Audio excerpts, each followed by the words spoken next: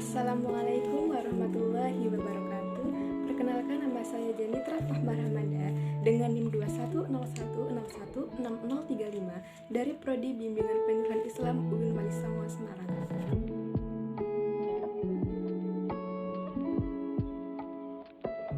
Pancasila dalam arus sejarah bangsa. Pancasila merupakan dasar resmi negara kebangsaan Indonesia sejak 18 Agustus 1945. Hal ini terjadi karena pada waktu itulah Pancasila disahkan oleh PPKI, lembaga atau badan konstituen yang memiliki kewenangan dalam merumuskan dan mengesahkan dasar negara. Selanjutnya adalah konsep dan urgensi Pancasila dalam arus sejarah bangsa. Yang pertama ada periode pengusulan Pancasila. Perumusan Pancasila pada awalnya dilakukan dalam sidang BPU PKI pertama yang dilaksanakan pada 29 Mei sampai dengan 1 Juni 1945. BPU PKI dibentuk oleh pemerintah pendudukan Jepang pada 29 April 1945 dengan jumlah anggota 60 orang. BPU PKI dilantik oleh Letjenku Marchiki Harada, Panglima Tentara ke-16. Dimulai dengan sidang yang pertama, yaitu materi pokok pembicaraan calon dasar negara. Yang kedua ada periode perumusan Pancasila. Hal terpenting yang mengemuka dalam sidang BPU PKI kedua pada 10-16 Juli 1945 adalah disetujuinya naskah awal, yaitu Pembukaan Hukum Dasar, yang kemudian dikenal dengan nama Piagam Jakarta. Piagam Jakarta itu merupakan naskah awal pernyataan kemerdekaan Indonesia.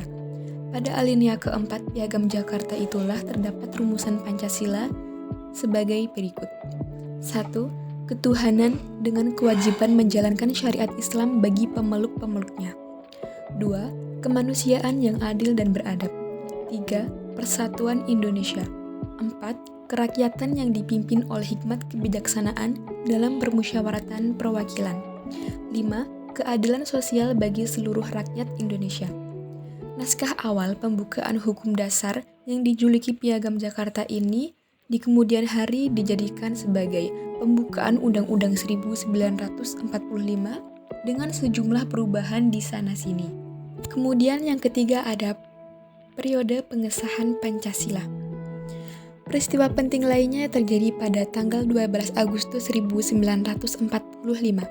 Ketika itu, Soekarno, Hatta, dan Rajiman Weddiodiningrat dipanggil oleh pengusaha militer Jepang di Asia Selatan ke Saigon untuk membahas tentang Hari Kemerdekaan Indonesia sebagaimana yang pernah dijanjikan. Namun, di luar dugaan ternyata pada tanggal 14 Agustus 1945, Jepang menyerah kepada sekutu tanpa syarat. Pada tanggal 15 Agustus 1945, Soekarno, Hatta, dan Rajiman kembali ke Indonesia. Melalui jalan berliku, akhirnya dicetuskanlah Proklamasi Kemerdekaan Indonesia pada tanggal 17 Agustus 1945. Teks kemerdekaan itu didiktekan oleh Muhammad Hatta dan ditulis oleh Insinyur Soekarno pada dini hari. Dengan demikian, naskah bersejarah teks Proklamasi Kemerdekaan Indonesia ini digagas dan ditulis oleh dua tokoh proklamator tersebut hingga wajar jika mereka dinamakan Dwi Tunggal. Selanjutnya, naskah tersebut diketik oleh Sayuti Melik. Rencangan pernyataan kemerdekaan yang telah dipersiapkan oleh BPU PKI yang diberi nama Piagam Jakarta.